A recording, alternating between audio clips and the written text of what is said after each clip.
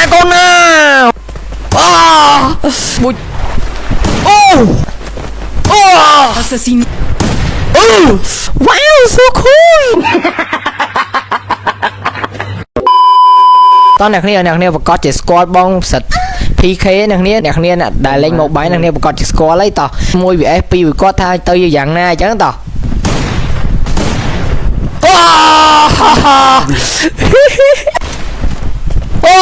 Primera sangre. Cảm ơn nè con nè. Cảm ơn nè con nè. Ui chứ.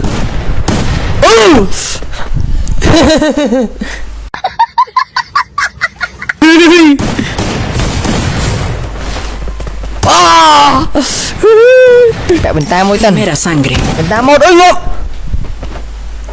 Ngọt đấy nhưng.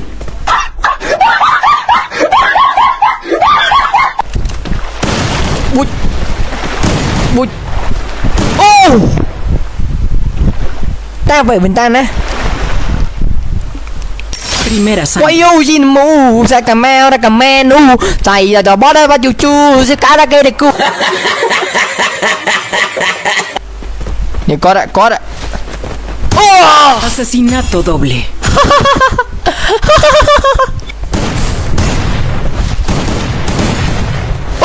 Primera sangre. Ôi bùi bên mang pi mui. Cả ba sốt. Ai chầm mơ việc to tầm bốc tiếp việc chẳng rồi tao ấy nè con nè.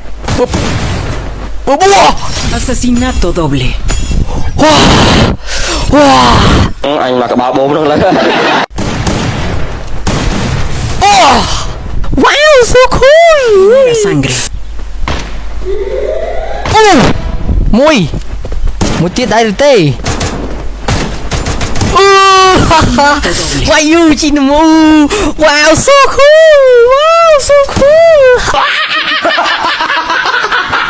Khi dân đang đại chọn đập bích để mình làm lại thọt xong rồi mấy khi dân complete đã nó tính về store mà nè 13 nó khi dân bằng pin có nó còn comment 3 nó khi dân ai cho đạm mà nè 13 nó khi dân